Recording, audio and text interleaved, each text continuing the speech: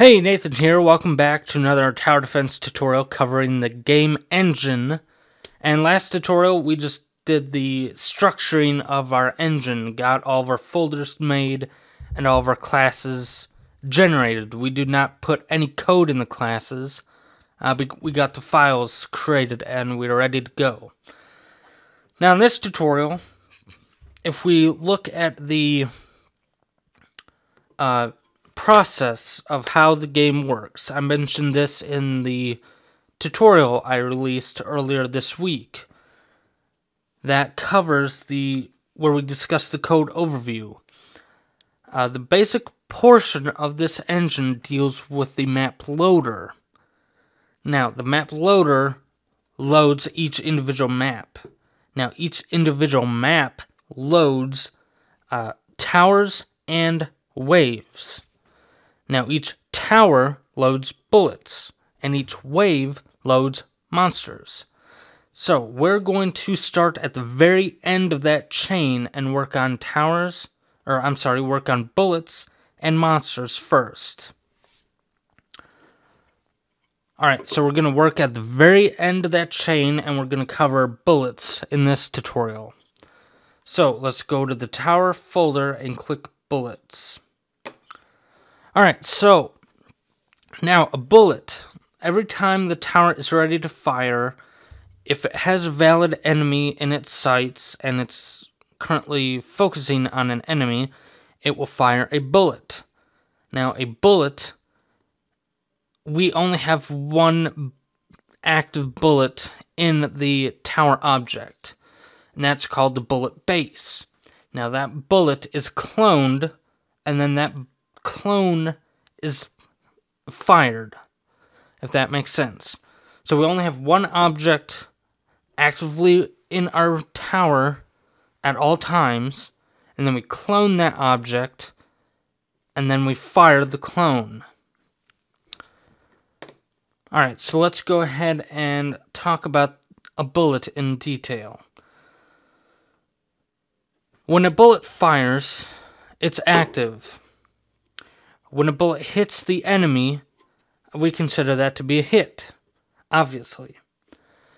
When the bullet is just sitting there in memory, we consider that to be an inactive bullet. So, right there, we need to generate those three states in a public enumerated type. So, public enumerated type, a bullet state. And we're just going to provide those three states as inactive, active, and hit. Inactive means it's just sitting, waiting to be fired. Active means it's currently on the map. You can see the bullet. It's in the middle between the tower and the destination, which is the monster we're looking at. And then hit will be when it actually hits the monster. Okay, now, since this is not update 1.5 yet, we're going to hard code some of the special abilities that towers can have. Now, the towers do not have these abilities. The bullets do. So, the hard-coded ability types currently are area of effect, AoE, and dot damage over time. So, we need to provide those bullet types as a public enumerated type. And of course, if they're not AoE or dot, it's just a normal bullet. So, create a public enumerated type called bullet type. Now, we're going to have this as normal. Remember, if it's not area of effect or damage over time, it's just a normal bullet. And then we're providing an AoE and then a dot. Alright, so now we're done with the enumerated types. Okay, so before we get into our actual class here, let's add a few using statements. We have a couple already, but we need to add a few more. So what I'm going to do is I'm going to add using Microsoft.xna.framework.content. Another one is using serialization.compiler. Now we do not have that reference yet, so it's going to complain. Alright, let's add another one. Using Microsoft.xna.framework.graphics. Last one, using Microsoft.xna.framework. Alright, so let's right-click our references portion of our class library, of our actual project. Let's go to Add Reference. Let's choose, one second. Let's right-click our project and go to Properties. Now let's click this Application tab. Change the Target Framework from .NET Framework 4 Client Profile to .NET Framework 4. Click Yes. It'll close the solution, and you just open up your bullet class again. Alright, so what that did is we changed it from targeting the client profile to the full .NET Framework 4. In that case, we can use the Content Pipeline Serialization Compiler. So let's right-click References, let's go to Add Reference, and let's select .NET, and sort by component name, and look for Microsoft.xna.framework.content.pipeline. Click OK, and now it's happy with that line here. Alright, now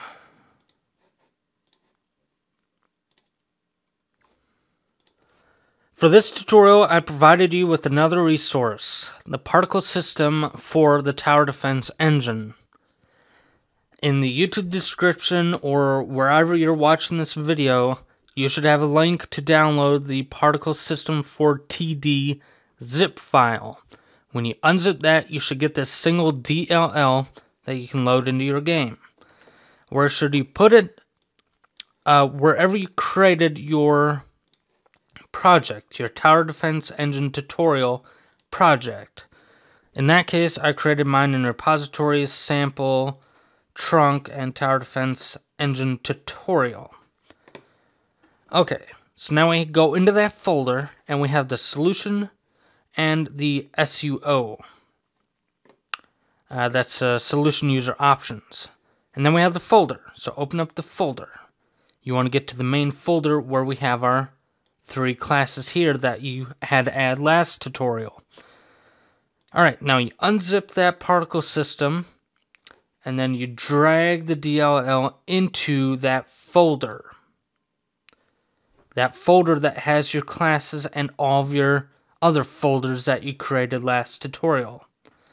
Alright, then you can close that folder, and let's right-click References, and go to Add Reference, and click Browse, and we scroll down, and we have the particle system DLL here. You click that, and click OK. Alright, now one more thing we need to add to the top is using particle system library. So now we had a reference to a completely different system that I created just for the tower defense tutorial and game, is the particle system. Alright, I think we're finally ready to continue. Alright, so now we go into the public class bullet, and what we're going to do here is we're going to use the content writer and content reader. So let's do pound region writer pound end region. And then press enter to create a blank line, pound region reader, pound end region. Alright, so we just created two regions for the writer and reader. And we do not need to populate those regions just yet, because we actually need content in our class before we start reading and writing. Alright, so a bullet will have a type AOE radius dot damage dot time, texture of course, and all this stuff. So let's go ahead and start listing off what I need you to write. So first things up is the bullet type. So the bullet type, we want to have it in the XML file. Let me bring up the bullets here. We go to tower defense content. We go to towers and bullets. Okay, so we want the type to appear in the XML file. So the first thing up is public bullet type, and that's type. Get and set. Now, the type should never be allowed to change. You should not be able to change the type at all, so I'm going to set it to private set, which means it's only going to be set whenever we read the data. At that point, it's stuck on that value unless we change the XML file and recompile it. Now, last tutorial, or a couple tutorial videos, I mentioned what we need to do to get the content serializer to work. By default, it'll work with public get and public set only. If it has public access to get and set, it'll work by default. Well, in this case, I have a private set, but I have a public get. In that case, it will not work unless we specify that we want it to work. So we provide a little bracket, content serializer, end bracket. This tells it, yes, we want this to be included in the XML, and at that point it'll create the XNB file with the type included. So this just says, yes, we want to include this type, even though it has private set. Alright, so now for the actual types, so AOE and dot. For AOE, we want a integer as a radius, so public integer, and that is AOE radius. Again, that's going to be get and private set. And so in that case, we do want it to be included in the XML, so we say content serializer. And that's pretty much it for AOE, area of effects. Now we do two things for dot. Damage percent and time. Dot is damage over time, so we need two values. How much we want to do and how long we want it to last. So we have a public float for dot damage percent. Percentage, actually. So dot damage percentage, it's going to be get and private set. Again, we want it to content serializer. And then we have dot time, public float dot time. It's going to be get and private set. Again, we want it to be content serializer. Okay, so those are the actual individual options on what the bullets can be. They can be normal, or dot, or AOE. So once we cover that, we're good to continue on with the normal bullet stuff. And first things up is the graphics. So we need a texture. We need to get to the texture. So to make things easier on the XML side, we just need to pass it the asset name of the bullet we want to use. So it's going to be a private string texture asset. And then we have get and set. And remember, it cannot deal with private variables and properties unless we specifically tell it that we want to serialize it. So we need to add the content serializer to say we want this to be included. Alright. Now, when each bullet gets hit, the monster gets hit by each bullet, it's going to create a whole bunch of particles. Now, each particle has its own texture, and what we need to do is provide it the particle asset, the texture asset for that particle.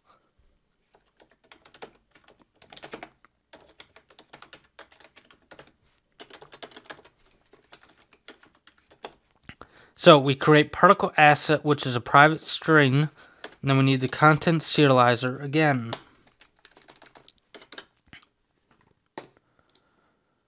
Alright, next up is how fast we want the bullet to be. So we need to have a speed value. It's going to be a public float speed.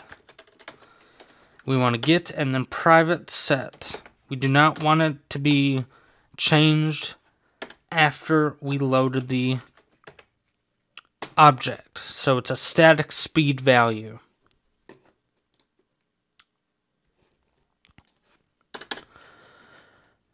Now, we need to control how long the particles are displaying. How long does it take for the bullet to die, essentially?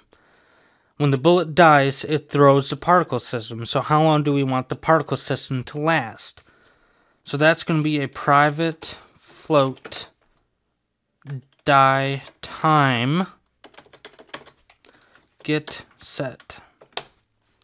And we do want this to be included in the XML. Alright, so now we get into the internal states, the internal stuff. So from now on, it's going to be all ignored by the XML. Now, first things up is a bullet state. We need to control what the state of our bullet is at this specific moment. Is it active? Did it hit a monster? Is it inactive? What's the bullet state?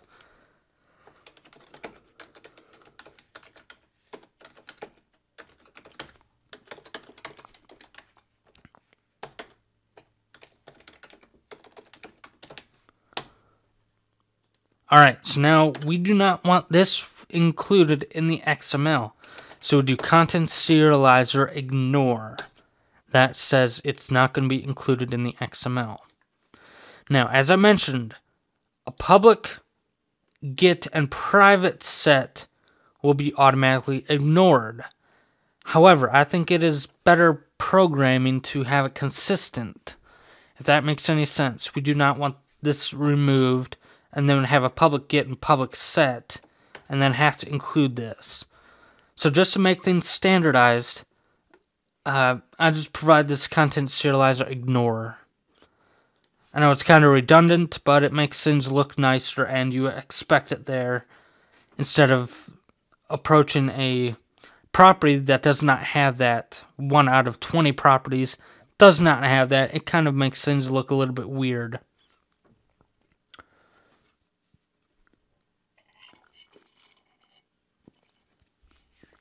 Okay. Now a bullet needs to know who fired me. All bullets need to know that, so in order to get the current statistics of our tower, current statistics handle, how much damage it does, and all that stuff. So a bullet needs to be aware of the owner to get that current value. So that's going to be public tower owner.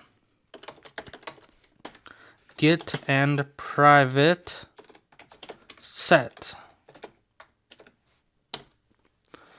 Again, we're going to ignore, so I'm just going to copy and paste this. We're going to ignore every property from now on. Alright, so we have the texture asset, but what we actually need for our game is the actual texture 2D object.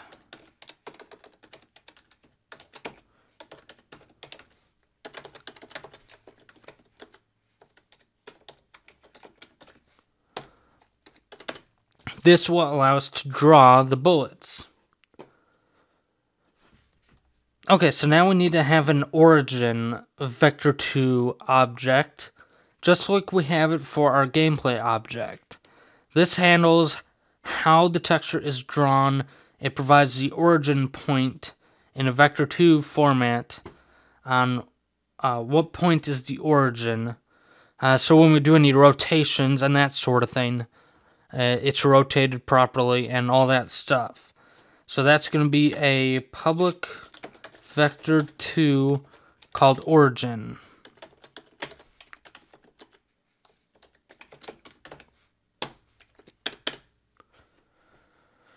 Alright. Now we need to get, when we do collision detection, we need to have bounds for our objects. Rectangular collision detection is the current way that the game operates. So we need to have a rectangular bounds around each object to handle that collision detection. So public rectangle, or you can name it bounds, either way. Get and private set.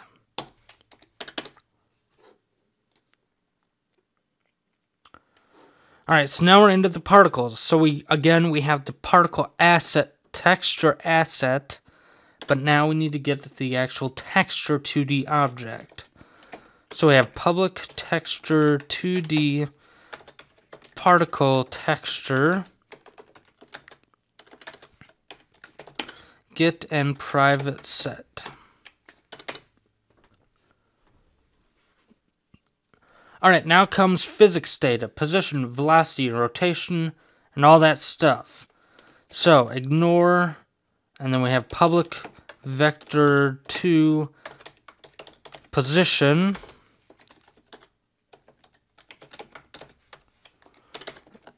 ignore public vector2 velocity, get and private set, ignore public float rotation, get and private set. Alright, last property, we need to have a public float timer.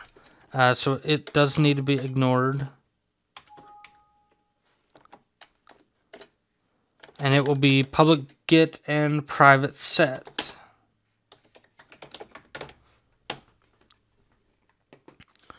Alright, so that's it for the properties. Now we need two private fields. So we need a particle system called particle system. And we need to have an emitter called emitter.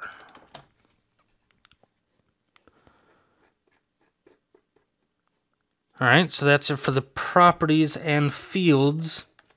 So let's create pound region properties. And let's go to the very end of the properties, which is the timer. Let's do pound end region. And then we can collapse the properties region. And this leaves the fields. So pound region, fields, pound end region. Then we can collapse the fields. Alright, now we need to work on the methods.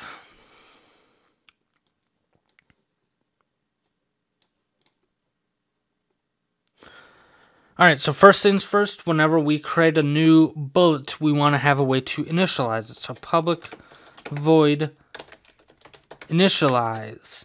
And now a bullet needs to have the map and the content manager as what we pass to it.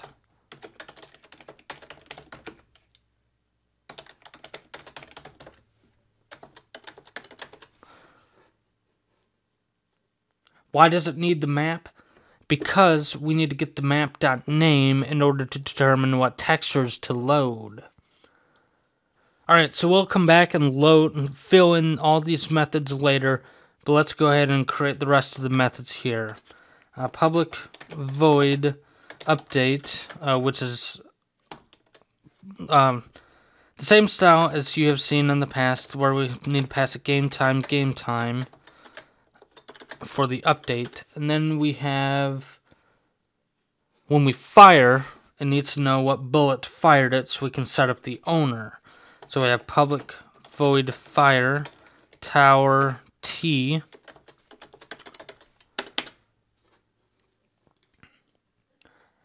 Now, whenever a bullet hits a monster, we need to have it do a whole list of stuff. We need to have it generate the particle system, create the emitter, and then set those two systems to use each other, and then perform the actual attack.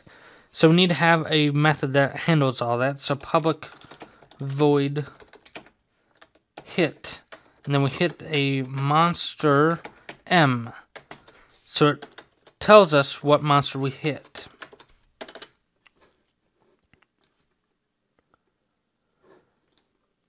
Alright, so when we have an area of effect as a bullet, it needs to do a loop through every monster in the active wave, and it will hit those monsters if it's within a certain distance. So we need to have a method to handle the AoE attack whenever we have a bullet that does that. So we need to have private void perform AoE attack monster. So the monster we currently hit, then we perform the AoE attack based on that monster's location.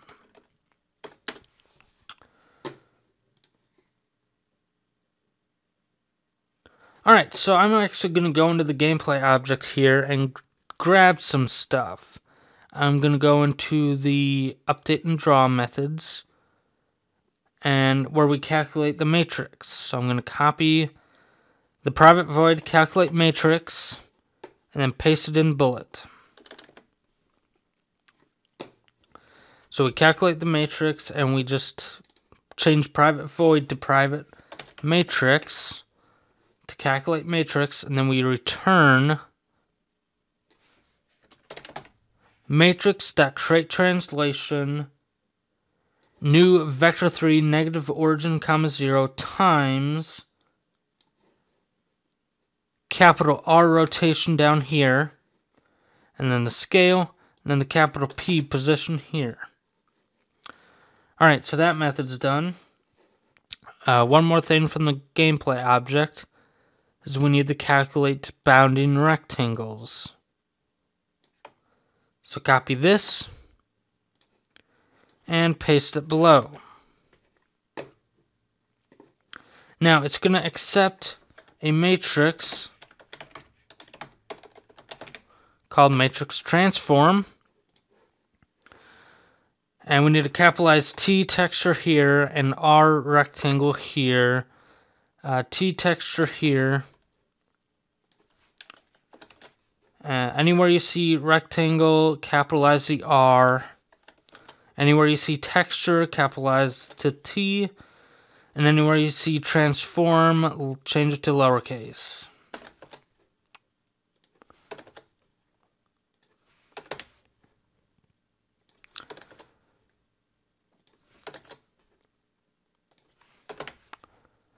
My standard coding format is the very first letter is a lowercase if it's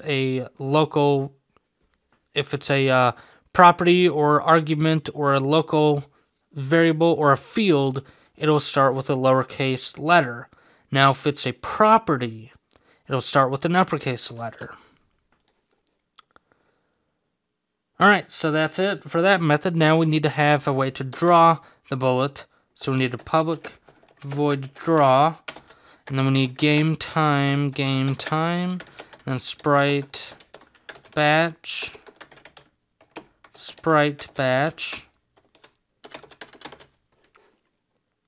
And then this will allow us to draw the bullet. Alright, so that's it for the actual method. So let's create the region, #region methods. And then let's go to the very end where we have the draw, #end region. And then we can collapse the method's region. Alright. At the very end, we need to have an internal bullet clone. Now, what does internal mean? That means that the only thing that can call .clone is this assembly. So this class library can call .clone. So bullet b is equal to new bullet. And we can actually create our clone method here. b.type is equal to type. b.aoe radius is equal to aoe radius. b.dot damage percentage is equal to dot damage percentage. b.dot time is equal to dot time. b.texture asset is equal to texture asset. b.particle asset is equal to particle asset. b.speed is equal to speed. b.die time is equal to die time. Alright, that's it for our properties that we loaded from the XML file.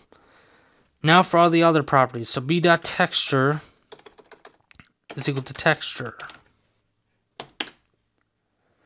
b.origin is equal to origin. b.particle texture is equal to particle texture. Then b.state is equal to bullet state.inactive. Then we return b. Alright, so that's it for the clone. We can point to the same texture as the one we're cloning from. And that's okay to do.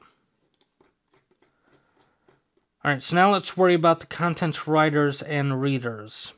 So let's scroll up to the very top, and where we have the writer region, let's do content type writer, public class bullet writer is a derivative of content type writer, type of bullet. And now we have a little box underneath the C, so we click that, and then we implement abstract class, so we click that, and now we're good to go.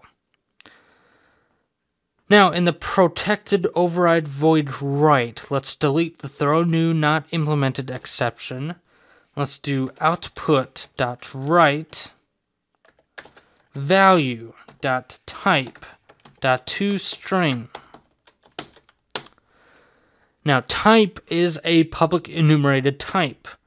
We want to convert it to a string so we can write it in the XML file. This will actually create the XNB file. So output.write value.aoe radius. Remember, we want to write and read the same way we have formatted our class. It just makes things a whole lot easier. output.write value dot damage percentage output.write value dot time output.write value dot texture asset output.write value dot particle asset output.write value dot speed output.write value dot die time, and that's it. So we have type.toString, AOE radius, dot damage percentage, dot time, texture asset, particle asset, speed, and die time. Okay, so now we have a public override string get runtime reader. Inside this method, delete the line that says throw new not implemented exception, and let's code by saying return type of opening parentheses bullet writer, or I'm sorry, bullet reader, which I have not created yet, but let's go ahead and code it anyway.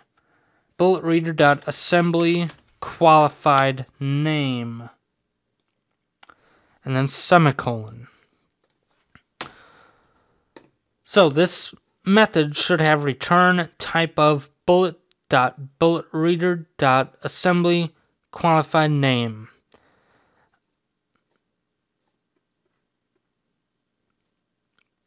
And that's it for the writer. Now let's actually go ahead and create the reader. Now the reader is similar to the writer, but we're going to be doing the opposite, and we're going to be reading the separate values, and we do not need to have a separate runtime reader, all that stuff. We do not need to have that information. So the reader is pretty much a simplistic way of generating our object from an XML file. So inside the reader region, let's do public class bullet reader. It's a derivative of content type reader of type of bullet. And let's implement the abstract class. So go ahead and click that. Delete the throw new not implemented exception line. And let's go ahead and start creating our bullet object.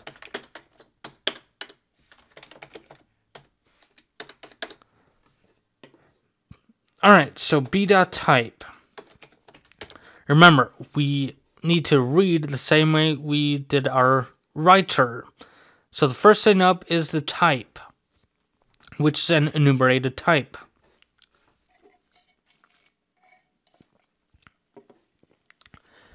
Now, we converted it to a string here. Now we need to convert it back to an enumerated type. And in order to do this, that's a very tricky thing I had to learn.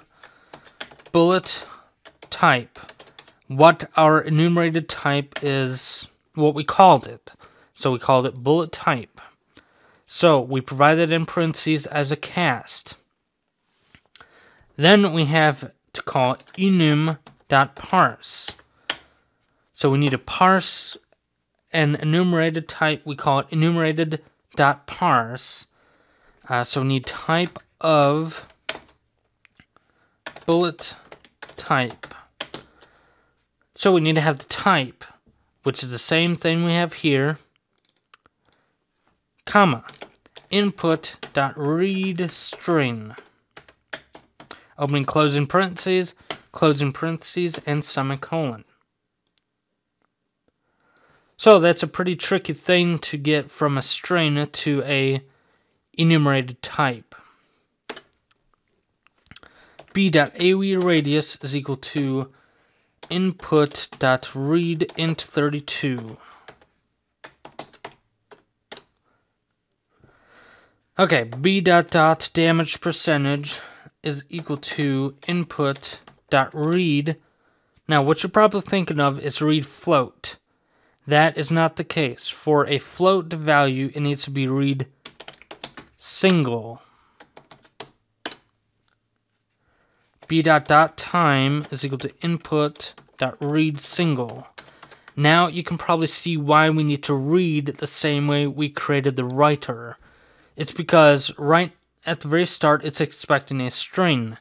If we wrote .time, the very first thing it should expect is a single, if that makes any sense. So we read it in a way that we have created our writer, so it knows to expect a string right away, and it knows the next thing is an integer, and then the next two things are singles, and that sort of thing. b.texture asset is equal to input.read string. b.particle asset is equal to input.read string. b.speed is equal to input.read single. b.dieTime is equal to input.read single.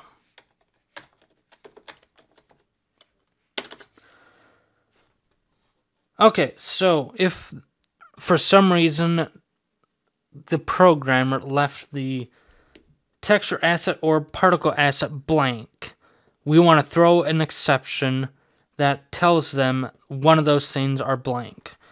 If, and we can get that by having a string. The string class has a way to check if a string is empty or null, which is called string.isNull or empty. And then we just test b.texture asset, throw new exception, your, opening parentheses, your texture asset is blank. Alright, so now we do the same thing for particle asset. If it's string.isNull or empty, b.particle asset, throw new exception, your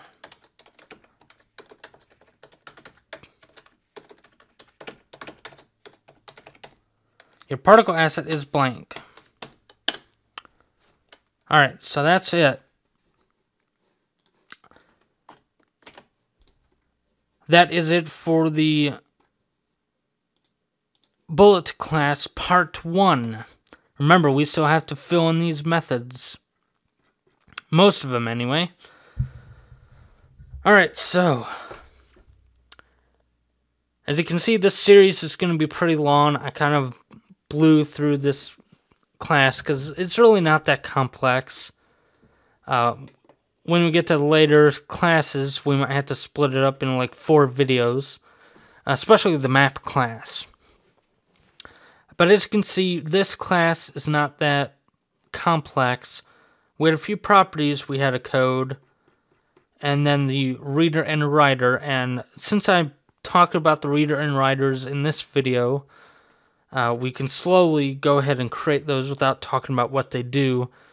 And I'll mention it a few more times where we have to read and write the same way we create the class. But after a few more times of that, I'll just not mention it anymore.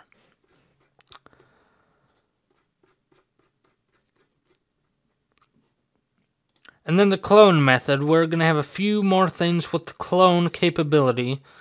And they will all probably be internal. So anyway, this is part 1 of Bullet. Whenever we get the other classes finished, then we'll go on to part 2 of each class. So, I hope you enjoyed this tutorial. Stay tuned for the monster class. I hope to see you next time.